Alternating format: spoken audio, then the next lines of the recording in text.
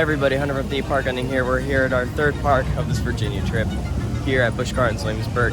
I don't know where I'm going, so I ended up here. So I guess I'm gonna start off with Air Grover 2. Let's go to Air Grover 2. Yep, this is the first coaster I'm doing. Air Grover 2. Let's do it.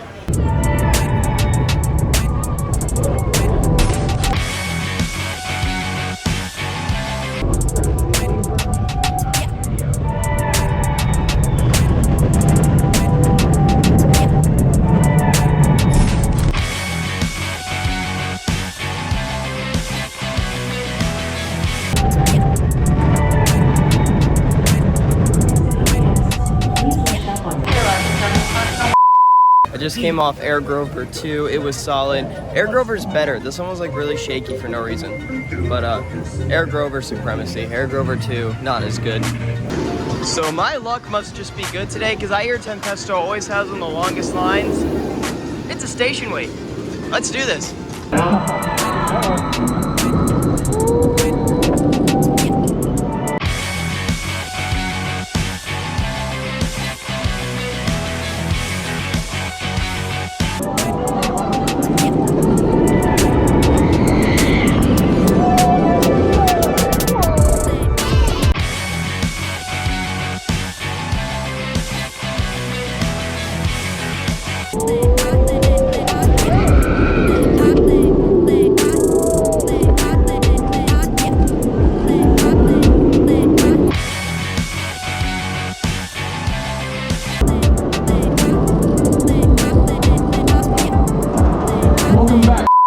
So I just rode Tempesto, also known as Tigers 2, and it was solid. I mean, I don't get the hates for these. The comfort collars weren't bad at all. Like, I love Skyrocket 2 so much. It was just like Tigers, but not as good as Airtime in a way. Like, it didn't feel as intense or as crazy as Tigers, but it looks nicer, I think. You can't see it. Well, it's time for Apollo. I've heard many things about this. Let's see what we think. We got the GoPro on the wrist now because I wanted to do these for rides that like you haven't seen me on. So let's see what this bad boy is like. All right. This should be interesting. This is my like 6th being in Hyper, 6th or 7th, something like that. I don't know, but I'm excited. Can you like just randomly open for like just no reason?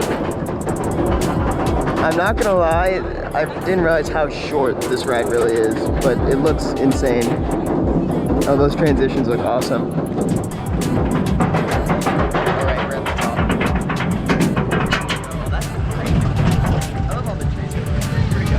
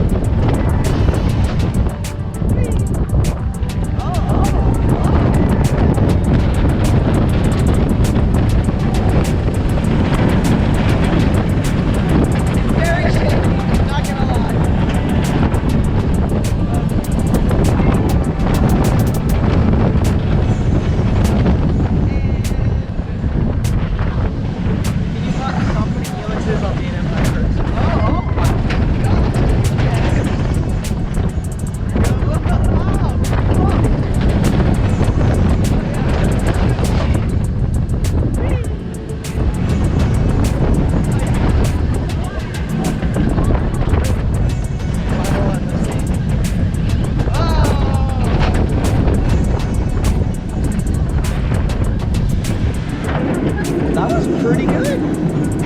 That was pretty solid. Great. Definitely not my least favorite. Definitely not my least favorite, but that's solid. Hey, that was much better than I thought. Wow. Airtime was great. Like everyone who says, you know, oh, it's pretty mediocre, it's pretty solid. It's definitely not the best, but it's good. It has some decent airtime in some sections. It's much more short flowjector than just very long floater. Like the hills don't last a while, but they do give you a good pop as you go into it, which I kind of like. Also, my opinion, all helixes on B&M Hyper should just stop existing because they do nothing except shake you for no reason. I don't know what to say about it yet, and I'm going back in to give it a try to the front, but I can definitely say this is better than Goliath and over Georgia for me. So let's give it another try. And it is time for my most anticipated coaster here, Verbolten. Line says 20 minutes. Let's give it a ride. I am hyped. Here we go. This is one of my all-time anticipated roller coasters. I know how well the feeling looks. I've been following this thing since it opened. Since it opened, I've been wanting to do it. And I'm finally on it. I'm so excited. Here we go. Time to go to the Black Forest. Oh, guys, let's go. Let's go. Yeah!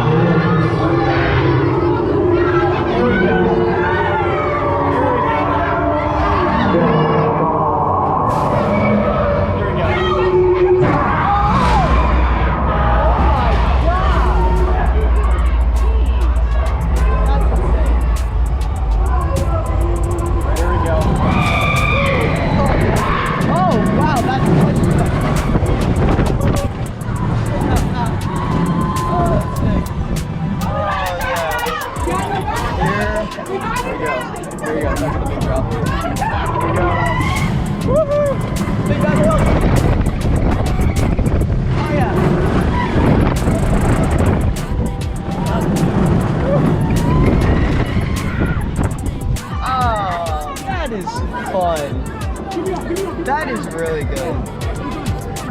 That's just a fun coaster. It's a family coaster. I'll definitely say it is a family coaster, but that's just so fun. Great ride.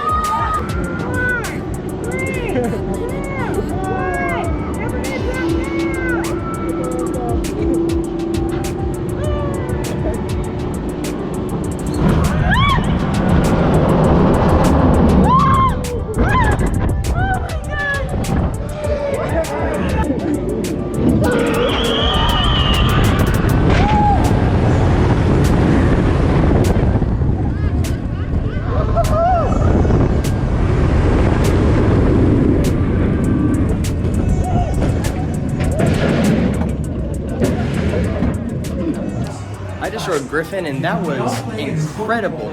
So much better than Chariot. That's just a fun dive coaster. Valraven's still my favorite, but this one is a beast. So we're gonna try it again. Let's go and do it in the front this time. Also, I forgot to mention, I did Verbolten and Mock Tower earlier. Verbolten is a great ride. Right now, it's probably my favorite right here. It's very forceful and just a great fun family coaster. And Mock Tower, you guys hate on that drop tower too much.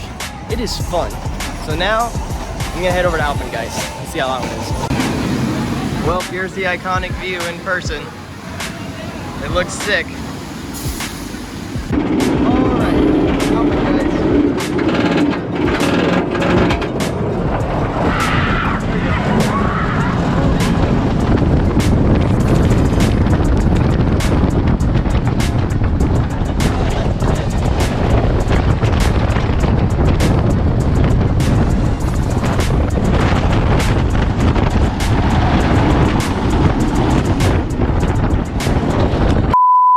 Alpengeist was a surprise. Wow, that was much better than I expected. Very intense. Back row, like whip through the Cobra roll, is insane.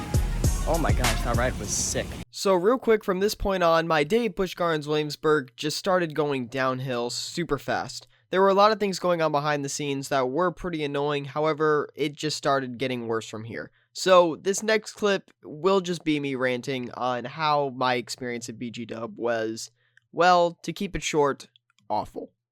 Okay, so I rode Loch Ness Monster, and it was good and all. It wasn't anything special. But here's the thing. I do not suggest you waste your time coming to this park.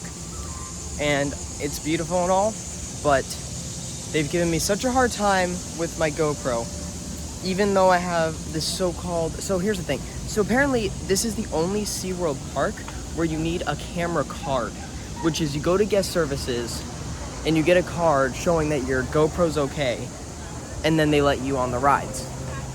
No other SeaWorld park does this. Why is it only this one? And then when I got the card, it's like, okay, finally, I don't have to get asked that question.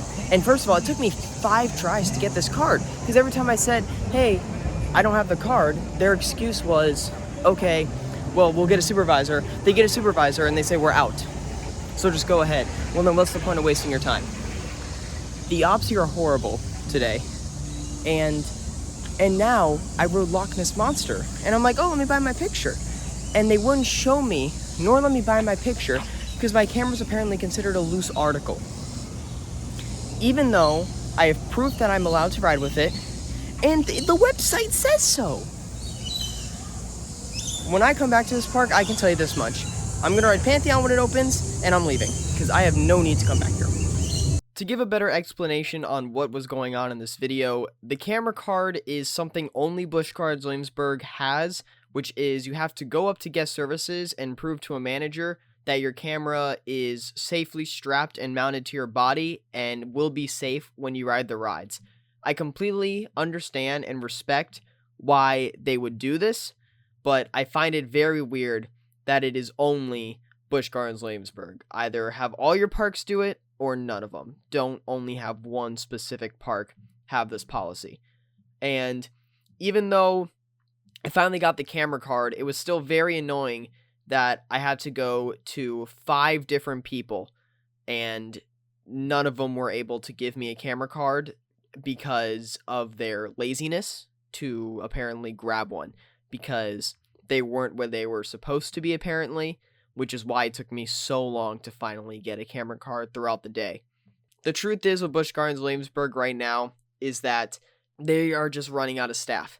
It is during COVID still. There's a lot of COVID procedures, and every park in Virginia has now raised their minimum wage to $20 an hour, which is absolutely insane for minimum wage. So everyone working at the park was under the age of 18, and I think just due to the lack of staff, no one, not even ride ops or anyone who's really working in that park, were properly trained at their places to know what is right and what is wrong. And it hurt me a lot, especially hearing such good things about this park and experiencing SeaWorld parks myself throughout my hometown for most of my life.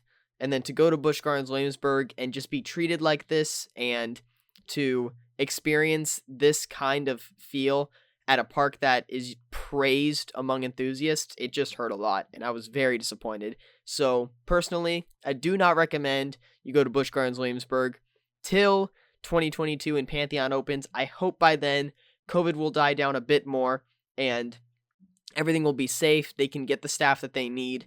I completely understand why they are understaffed and why there may be training issues, but there's still better ways than this. So, highly recommend you do not visit Busch Gardens Williamsburg till the 2022 season. I know this may not be the best thing you want to hear, but unfortunately, this was my experience I had at the park. So, thank you all for watching this video. That's going to be it for this vlog. I'll see you all in the next one, and follow the thrill.